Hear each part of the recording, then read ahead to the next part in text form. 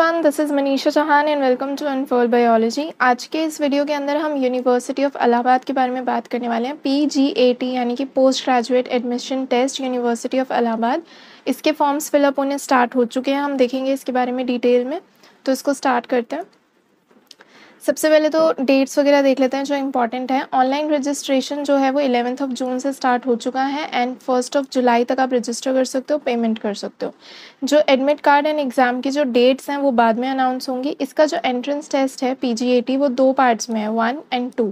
ये जो 1 वाला टेस्ट है ये उन एग्ज़ाम्स के लिए कंडक्ट किया जाएगा जो कि 1, 2 एंड 3 के अंदर एनलिस्टेड है एंड 4 के अंदर एनलिस्टेड है। कुछ एग्ज़ाम्स हैं जो 5th लिस्ट के अंदर भी गिवन है, उनके लिए PGAT 2 यूज़ होता है कोड। तो इसको देख लेते हैं। सबसे पहले लिस्ट 1, ये लिस्ट कौन सी है जो यहाँ पर मैं बता रही थी ना कि लिस्ट 1, 2, 3, 4 एंड 5 है, इनको हम देखने वाले हैं। तो ये लिस्ट फर्स्ट है, इसके अंदर हमारे काम का एज सच कोई भी सब्जेक्ट नहीं है। तो नेक्स्ट देखते हैं। यहाँ पे आपका बॉटनी का सब्जेक्ट काम का है, यहाँ पे जुअलॉजी का है। This is under list 2। Natural sciences के अंदर हमारे ये सब्जेक्ट्स आते हैं। यहाँ पे एज सच कुछ भी और नहीं है। And then we have list 5। इसके अंदर काफ़ी सारे सब्जेक्ट्स हैं जैसे कि बायोकेमिस्ट्री है, एग्रीकल्चरल साइंसेस के 3 सब्जेक्ट्स हैं, देन बायो इन्फॉर्मेटिक्स है, मटेरियल साइंस भी है जिसको करना है, देन एनवायरमेंटल साइंसेस है and we have food and nutrition, ये उसके लिए होता है, होम साइंस वाले जो स्टूडेंट्स होते हैं उनके लिए होता है ये। एंड अर्थ सिस्टम साइंसेस भी हैं, देन वी हैव बायोटेक्नोलॉजी। तो ये सारे सब्जेक्ट्स ऐसे हैं जो बायो के स्टूडेंट्स अप्लाई कर सकते हैं जिनमें। यहाँ पे कुछ चीज़ें दी हुई हैं जैसे कि सेशन गैप डिडक्शन। कुछ स्टूडेंट्स हैं जिन्होंने 2020 से 2021 वाला जो सेशन है उसमें अपनी ग्रेजुएशन पास आउट की होगी। कुछ इस बैच के हैं, कुछ इस बैच के हैं, कुछ इस बैच के हैं, कुछ इससे भी पहले वाले बैच के हैं। तो उसके अकॉर्डिंग मार्क्स डिड्यूस होंगे। यानी कि अगर आप 2021 से 2022 में पास आउट हो तब तो कोई दिक्कत नहीं है, लेकिन अगर इससे पहले वाले बैच में हो यानी इस बैच में पास आउट हुए थे तो 5% मार्क्स आपके डिड्यूस होंगे ऑब्टेन मार्क्स में से।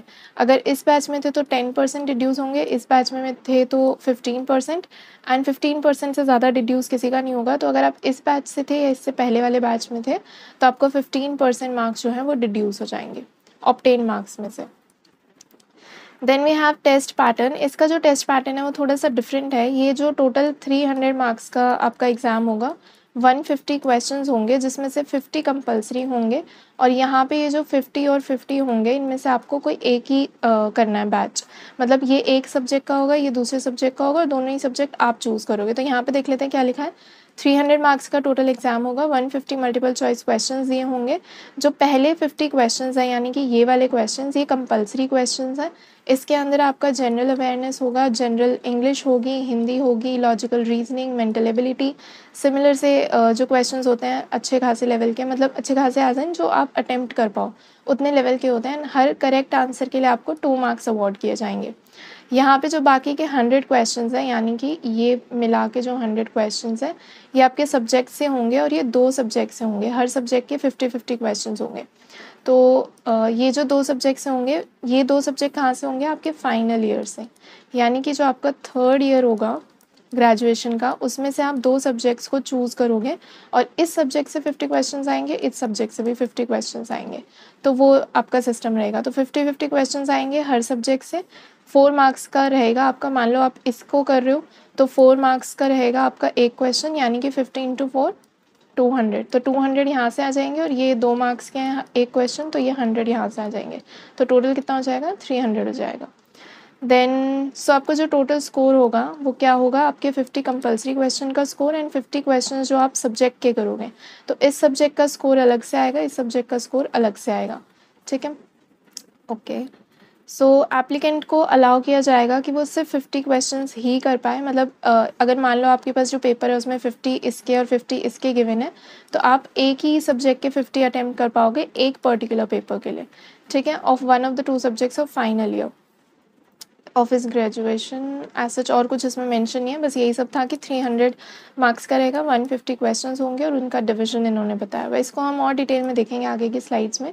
ये जो पहले 50 क्वेश्चंस है ये कंपलसरी रहेंगे। अभी जो हमने देखा था ना ये पूरा का पूरा ये लिस्ट 1, 2 एंड 3 के अंदर जो सब्जेक्ट्स हैं, यानी लिस्ट 1 में जो लिस्ट 1 में नहीं थे हमारी, कौन से में थे? लिस्ट 2 में थे शायद, जो जुअलॉजी एंड बॉटनी वाला सब्जेक्ट था ना, उसके लिए ये वाला पैटर्न रहेगा। बट जो हमारे लिस्ट फोर्थ एंड फिफ्थ यानी कि जो लिस्ट 5 में हमने सब्जेक्ट्स देखे थे, उसके अंदर ये वाला पैटर्न रहेगा कि फर्स्ट 50 क्वेश्चंस तो कंपलसरी रहेंगे, 2 मार्क्स का रहेगा, एंड जो रिमेनिंग 100 क्वेश्चंस रहेंगे वो आपके सब्जेक्ट से रहेंगे और वो 2 मार्क्स के रहेंगे। यानी कि आपके टोटल क्वेश्चंस 150 होते हैं, उसमें से 50 कंपलसरी रहेंगे और ये 100 आपके सब्जेक्ट के क्वेश्चंस हैं। ये आपके जनरल जो क्वेश्चंस हैं यानी English, Hindi, logical reasoning, mental ability, ये भी 2 मार्क्स के रहेंगे और ये भी आपके 2 मार्क्स के रहेंगे। ये वाला पैटर्न उनके लिए यूज़ होगा जो फिफ्थ वाली लिस्ट हमने देखी थी, जो बायो के सब्जेक्ट्स मैंने अंडरलाइन किए थे फिफ्थ लिस्ट में, उसके लिए ये वाला। देन इससे रिलेटेड चीज़ें दी हुई हैं कि जो कोर्सेज हैं वो ऑनलाइन भी होंगे, ऑफलाइन भी होंगे। हम देखेंगे कहाँ पे ऑनलाइन है, कहाँ पे ऑफलाइन है। एंड जो लिस्ट 5 के हैं वो सिर्फ ऑनलाइन मोड में होंगे, ठीक है, उसके लिए ऑफलाइन नहीं होगा। And in case the number of exam, अच्छा कोई भी ऐसा मान लो सेंटर है जहाँ पे 100 से कम बच्चे हैं, तो उस केस में ये जुगाड़ लगाएंगे, इनको नियरेस्ट जो एग्जामिनेशन सेंटर है वो दिया जाएगा। मान लो आपका जो एग्ज़ाम सेंटर है आपने XYZ चूज़ किया है और इस सेंटर पे अप्लाई करा है सिर्फ मान लो 58 स्टूडेंट्स ने, जो कि 100 से कम है, तो इस सेंटर पे जिस बच्चे ने चूज़ किया उसको नियरेस्ट एग्जामिनेशन सेंटर दे दिया जाएगा, ठीक है। Then we have registration fee, हम देख लेते हैं। जो PG80 यानी कि 1 2 3 4 वाली जो लिस्ट थी उसके लिए जनरल EWS और OBC कैटेगरी के लिए ₹800 एंड SC/ST PH के लिए 400, एंड PG82 के जो कोर्सेज हैं उसके लिए अनरिजर्व EWS OBC के लिए 1600 है एंड SC/ST PH के लिए 800 के हैं। आंसर शीट वगैरह व्यू करने का ये बात का सारा सिस्टम है। ऑनलाइन ऑफलाइन की हम बात कर लेते हैं, जहाँ पे दोनों ही तरीके से एंट्रेंस टेस्ट कंडक्ट किया जाएगा, यानी कि ऑफलाइन यानी कि पेपर पेन मोड। तो प्रयागराज, लखनऊ, कानपुर, ये पूरी लिस्ट दी हुई है, न्यू दिल्ली भी इसमें है। एंड ऑनलाइन होगा सिर्फ इन जगहों पे, सेंटर्स पे। अगर इन सेंटर्स में से आप कोई चूज़ करो तो आपको सिर्फ ऑनलाइन एग्ज़ाम देना पड़ेगा, ऑफलाइन का ऑप्शन वहाँ पर नहीं है। तो ये यहाँ पे सीट्स दी हुई हैं, इसके अंदर जो एब्रीविएशंस दी हुई हैं, जैसे ये AU दिया हुआ है, इसका मतलब है AU का यूनिवर्सिटी का जो मेन कैंपस है वो। सिमिलरली जो CMP है, it is Chaudhary Mahadev Prasad degree college and so on. तो ये सीट का डिस्ट्रीब्यूशन दिया हुआ है अपने अपने सब्जेक्ट्स का, आप देख सकते हो, जैसे बॉटनी का यहाँ पर है, ज़ुओलॉजी का है इधर, एंड यहाँ पे ये एग्रीकल्चरल साइंसेस के गिवन है, बायोकेमिस्ट्री का गिवन है, ये एग्रीकल्चरल ज़ुओलॉजी का गिवन है। टोटल यहाँ पे दिया हुआ है और हर कॉलेज का रिस्पेक्टिव गिवन है, ये कैंपस वाले गिवन है, ये वाली list. Then next we have material science, bio informatics है, एनवायरमेंटल साइंसेज है, nutrition, food and nutrition and biotechnology, इसकी ये कोड गिवन है। यहाँ पे ये कैंपस वाली सीट्स हैं और ये बाकी कॉलेजेस में इसमें सीट्स नहीं है, तो ये टोटल यहाँ पे आ गया। Then we have the eligibility criteria. अगर आपको ये वाला जो एलिजिबिलिटी क्राइटेरिया है, ये बॉटनी एंड ज़ुओलॉजी के लिए अगर आपको अप्लाई करना है, तो उसके लिए एलिजिबिलिटी क्राइटेरिया क्या रहेगा कि आपका BSc होना चाहिए, पार्ट थर्ड यानी कि थर्ड जो आपका ईयर होता है उसके अंदर आपका ज़ुओलॉजी, अगर मान लो आप ज़ुओलॉजी के लिए अप्लाई करो तो थर्ड ईयर में आपने BSc में ज़ुओलॉजी पढ़ा हुआ होना चाहिए। एंड अगर आप BSc ऑनर्स से हो, BSc ऑनर्स में किया आपने, ज़ुओलॉजी होना चाहिए आपका BSc ऑनर्स, अगर आप ज़ुओलॉजी के लिए अप्लाई करो। अगर आप BSc ऑनर्स बॉटनी हो तो आप इसके लिए अप्लाई कर सकते हो, इसके लिए नहीं कर सकते हो, ठीक है। अगर मान लो आपने BSc जनरल किया और आपने थर्ड वाले ईयर में बॉटनी भी पढ़ा है, ज़ुओलॉजी भी पढ़ा है, तो आप दोनों के लिए अप्लाई कर सकते हो। तो जो BSc जनरल कैटेगरी से हैं उनको ये देखना है कि उन्होंने थर्ड ईयर में कौन सा सब्जेक्ट पढ़ा है, उसके अकॉर्डिंग अप्लाई करेंगे। और जो BSc ऑनर्स हैं वो सिर्फ अपने ऑनर्स वाले सब्जेक्ट में ही अप्लाई कर सकते हैं। तो ये बॉटनी और ज़ुओलॉजी का हो गया। देन ये वाला जो है ये बायोकेमिस्ट्री का है, ये वाला ये भी बायोकेमिस्ट्री का है, यहाँ पे ये एग्रीकल्चरल साइंसेस का है। तो बायोकेमिस्ट्री में अगर आपने BSc 3 ईयर डिग्री कोर्स करा है विद केमिस्ट्री या फिर biochemistry as one full subject, यानी कि फर्स्ट, सेकंड, थर्ड तीनों ईयर में आपको या तो केमिस्ट्री या तो बायोकेमिस्ट्री पढ़ा हुआ होना चाहिए, तो आप यहाँ पे अप्लाई कर सकते हैं। अगर आप BSc ऑनर्स से हो तो आपका या तो केमिस्ट्री में ऑनर्स होना चाहिए या फिर बायोकेमिस्ट्री में होना चाहिए, with other subjects studied as subsidiary, यानी कि मेन सब्जेक्ट आपका केमिस्ट्री एंड बायोकेमिस्ट्री होना चाहिए अगर आप ऑनर्स से हो तो।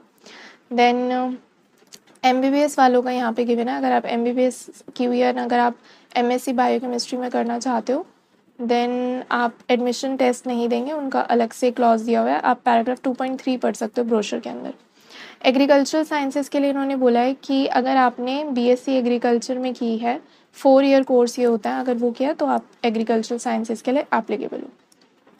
देन यहाँ पे एनवायरमेंटल साइंस में अगर आपको एडमिशन लेना है तो आपने बैचलर्स डिग्री की होनी चाहिए, 10th 12th and then bachelors 3 years की होनी चाहिए विद साइंस सब्जेक्ट। कोई भी साइंस का सब्जेक्ट आपका है अगर, तो आप यहाँ पे एप्लीकेबल हो। आपके 50% से कम मार्क्स नहीं होने चाहिए। ये जो 50% का क्राइटेरिया है ये SC ST के लिए एप्लीकेबल नहीं है, ठीक है। MSc बायोटेक का देख लेते हैं। कैंडिडेट की ग्रेजुएशन जो है वो 50% मार्क्स के साथ होनी चाहिए। इन ये जो सब्जेक्ट्स यहाँ पे गिवन है, या तो इनमें से कोई एक सब्जेक्ट आपने पढ़ा हुआ होना चाहिए या फिर कोई 2 सब्जेक्ट्स आपने पढ़े हुए होने चाहिए। Biology, biotechnology, biochemistry, neurobiology, zoology, botany, ये होना चाहिए। In addition vet sciences, MBBS, BTech वाले जो स्टूडेंट्स हैं, BE वाले जो स्टूडेंट्स हैं, वो भी यहाँ पर एलिजिबल हैं। इसके लिए बायोटेक के लिए स्पेसिफिकली इन्होंने फ़ीस वगैरह बताई हुई है कि आपको क्या पे करना है at the time of admission. MSc biotech के लिए ही सिर्फ, तो आपको इतना पे करना है। रिफंडेबल कॉशन फ़ी होगी 2000 की at the time of admission, and first year admission फ़ी आपकी इतनी रहेगी। ये फर्स्ट सेमेस्टर की फ़ीस इन्होंने बताई है, और हॉस्टल का अलग से रहेगा अगर आप हॉस्टल लेते हो तो। देन यहाँ पे कुछ चीज़ें दी हुई हैं कि अगर मान लो आपने BSc का एग्जामिनेशन दिया है, BSc यानी कि BSc जो जनरल होता है या जो BSc पास वाले जो स्टूडेंट्स होते हैं उनके लिए दिया हुआ है कि अगर आप अदर दैन यानी कि इन सब्जेक्ट्स को छोड़ के, बायोकेमिस्ट्री वाले यहाँ पे एप्लीकेबल नहीं है, एग्रीकल्चरल साइंसेस की बात नहीं कर रहे हैं, anthropology, applied geology, computer science, MCOM, इन सब की बात नहीं कर रहे हैं। जो बाकी के स्टूडेंट्स हैं, जैसे कि मैंने बताया था ना कि उनको 2 सब्जेक्ट्स चूज़ करने होंगे। आपने अपने फाइनल ईयर में यानी कि 3rd ईयर में जो सब्जेक्ट्स पढ़े हैं उनमें से आप 2 चूज़ करोगे सब्जेक्ट, और उनका आपको एग्ज़ाम देना होगा, ठीक है। 2 सब्जेक्ट्स जो उन्होंने BSc 3rd ईयर में पास आउट किए हुए हैं, तो ये उनके लिए जो BSc जनरल वाले हैं। अगर BSc आपका ऑनर्स है तो आपके लिए ये क्लॉज है, सिर्फ आप एक ही सब्जेक्ट में एग्ज़ाम दे सकते हो जो आपका मेन ऑनर्स का सब्जेक्ट है। ये हम पहले डिस्कस कर चुके हैं, बट इन्होंने अलग लैंग्वेज में लिखा था तो मैंने यहाँ पे स्क्रीनशॉट डाल दिया। सेम चीज़ है, BSc अगर आपने जनरल किया तो फाइनल ईयर के 2 सब्जेक्ट्स में आप एग्ज़ाम दे सकते हो। BSc ऑनर्स है तो अपने ऑनर्स वाले सब्जेक्ट में ही एग्ज़ाम दे सकते हो। मान लो आप BSc बॉटनी से ऑनर्स किया आपने, तो आप बॉटनी के लिए एग्ज़ाम दे सकते हो। देन यहाँ पे वही ऑफलाइन ऑनलाइन दोनों होगा। ऑनलाइन कहाँ पे होगा वो दिया हुआ है, एंड 100 से कम हुए तो स्टूडेंट्स तो फिर वो नियरेस्ट सेंटर में आपको एडजस्ट करेंगे। एंड जो स्टूडेंट्स MA MSc कोर्सेज़ में एडमिशन सीख कर रहे हैं उनको दोनों सब्जेक्ट्स के लिए टेस्ट देना पड़ेगा। जो भी आप सब्जेक्ट चूज़ करोगे उसके लिए, जो आपने 3rd ईयर में पढ़े हुए हैं अपने, पर जो ऑनर्स वाले जो स्टूडेंट्स हैं वो सिर्फ और सिर्फ अपने ऑनर्स के सब्जेक्ट में अपना टेस्ट देंगे। सेम वही चीज़ है। देन यहाँ पे उसी चीज़ को थोड़ा एक्स्ट्रा बताया हुआ है कि यहाँ से देखो, जो MA या MSc कोर्सेज़ के जो जनरल वाले स्टूडेंट्स हैं उनको 2 बुकलेट दी जाएंगी, 2 आंसर बुकलेट्स दी जाएंगी। हर सब्जेक्ट के लिए 1 बुकलेट दी जाएगी, यानी कि आप 2 सब्जेक्ट्स चूज़ करोगे ना, हर सब्जेक्ट के लिए 1 बुकलेट आपको दी जाएगी जो आपने अपने 3rd ईयर में पढ़ी है ना, आपने चूज़ किया सब्जेक्ट, ठीक है। जो ऑनर्स वाले स्टूडेंट्स हैं उनको सिर्फ 1 ही बुकलेट दी जाएगी, उनको 2 बुकलेट नहीं दी जाएगी, उनके ऑनर्स वाले सब्जेक्ट की बुकलेट दी जाएगी। ऑल्सो अप्रोप्रिएट आपको स्पेस दिया जाएगा, एंड 1.5 घंटे बाद आपको, मान लो ये फर्स्ट है ये सेकंड है, तो इसकी बुकलेट आपसे 1.5 घंटे बाद ले ली जाएगी, यानी 1 hour 30 minutes बाद। एंड जो सेकंड आंसर बुकलेट है वो आपसे ले ली जाएगी जब आपका टेस्ट कंप्लीट होगा, ठीक है। तो इस तरीके से इन्होंने सिस्टम रखा हुआ है, यानी आपको पहले सब्जेक्ट के आंसर्स 1.5 घंटे में करने हैं, सेकेंड सब्जेक्ट आपको इतने टाइम में ले लिया जाएगा। देन और कुछ इसमें सिंगल सिटिंग में आप करोगे इसको, ऐसा नहीं है कि 1.5 घंटे बाद आपको ब्रेक मिलेगा, नहीं, ये सिंगल सिटिंग में ही एडजस्टमेंट रहेगा ना, आप जा नहीं सकते अपना एग्ज़ाम जब तक कंप्लीट नहीं हो जाता तब तक। Then we have this thing, syllabus की यहाँ पे बात की है। सिलेबस हम देखेंगे, जिनका सिलेबस इन्होंने गिवन नहीं दिया हुआ है उसमें आप BSc का सिलेबस रेफर कर सकते हैं। एंड ये हेल्प डेस्क का नंबर दिया हुआ है, ये email ID दी हुई है। टाइमिंग रहेगी सुबह के 10 बजे से शाम के 7 बजे तक, सभी दिन पे आप कॉल या मेल कर सकते हो। ये हेल्प डेस्क है अगर आपको और कुछ पूछना है तो। अब हम सिलेबस देख लेते हैं। बॉटनी का ये सिलेबस इन्होंने दिया हुआ है, इसके अंदर मान लो इन्होंने बैक्टीरिया लिखा है, तो आप बैक्टीरिया से रिलेटेड आपने जितना भी अपने BSc में पढ़ा है उतना आप प्रिपेयर करके जा सकते हो। एंड सिमिलरली ऐसे एनाटमी दिया हुआ है, लाइफ हिस्ट्री दिया हुआ है, प्लांट फिजियोलॉजी, जो भी आपने अपनी BSc में पढ़ा है, क्योंकि प्लांट फिजियो में काफ़ी कुछ होता है तो आपको वो सारा आना चाहिए, वो सारा पूछा जा सकता है। प्लांट पैथोलॉजी, इकोनॉमिक बॉटनी, ये सारे मतलब एक तरीके से टॉपिक या सब्जेक्ट्स बताए हुए हैं। जेनेटिक्स हो गया, मोल बायो हो गई, तो उससे रिलेटेड आएगा आपका बीएससी का, आप रेफर कर सकते हो। देन सिमिलरली ज़ुआलॉजी का इन्होंने गिवन है, ज़ुआलॉजी के ये सब्जेक्ट्स गिवन है एंड स्पेशली इन्होंने टॉपिक्स बताए हुए हैं। ये वाले टॉपिक्स आप सबसे पहले कर लेना क्योंकि स्पेशली लिस्ट किए हुए हैं, यानी एक क्वेश्चन तो पक्का पक्का आएगा यहाँ से। देन इसके अलावा यहाँ पे इन्होंने फिर से सब्जेक्ट्स बताए हुए हैं, डेव बायो हो गया, इथोलॉजी हो गया, ये सारा आपको पढ़ के जाना है। Genetic engineering, molecular biology, cell biology, genetics, ecology, everything. ये बायोकेमिस्ट्री का है, इसके अंदर डिफरेंट यूनिट्स गिवन है, ये आप पढ़ के जा सकते हो, स्क्रीनशॉट ले सकते हो। ये सब सिलेबस आपको ब्रोशर में भी मिल जाएगा, एंड में ना, ब्रोशर के एंड में आपको सिलेबस गिवन है, तो आप वहाँ से भी देख सकते हो। देन ये agricultural chemistry and soil science का गिवन है, आप स्क्रीनशॉट कर सकते हो। ये एग्रीकल्चरल ज़ुआलॉजी का गिवन है, एग्रीकल्चरल बॉटनी का भी था, वो बहुत ज़्यादा था तो मैंने स्क्रीनशॉट अटैच नहीं किया, वो आप ब्रोशर से देख लेना। बायो इन्फॉर्मेटिक्स का यहाँ पे एलिजिबिलिटी भी बताई हुई है और यहाँ पे सिलेबस के बारे में बताया हुआ है। एलिजिबिलिटी अगर हम देखें कि अगर आपको एमएससी बायो इन्फॉर्मेटिक्स में करनी है तो आपका इनमें से कोई भी एक कॉम्बिनेशन अगर है और आपके 55% मार्क्स हैं या उससे ज़्यादा है तो आप अप्लाई कर सकते हो, ठीक है। एंड अगर आपने मान लो अपनी BSc mol bio, cell bio, microbio, biotech, biophysics, biochemistry, structural biology, इनमें से एज वन ऑफ मतलब ये सब आप as one of the subject पढ़ चुके हो तो आप अप्लाई कर सकते हो। एंड सिलेबस की इन्होंने बात की है कि आप ग्रेजुएशन के लेवल का आप पढ़ के आ सकते हो फॉर अबव मेंशन सब्जेक्ट या कॉम्बिनेशन। मान लो आप इसके लिए अप्लाई कर रहे हो तो आप इनका बीएससी का पढ़ के जा सकते हो।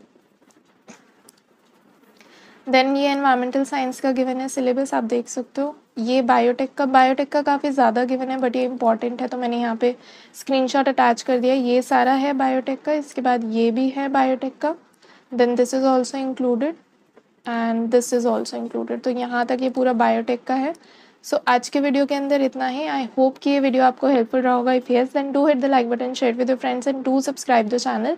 एंड ऑल्सो अगर कोई भी कन्फ्यूजन अभी भी है एग्ज़ाम किस तरीके से होगा, पार्ट ए क्या होगा, 50 क्वेश्चंस जो मैंने बताए हैं उससे रिलेटेड भी कोई क्वेरी है तो आप कमेंट सेक्शन में लिख सकते हो। I will try to answer it.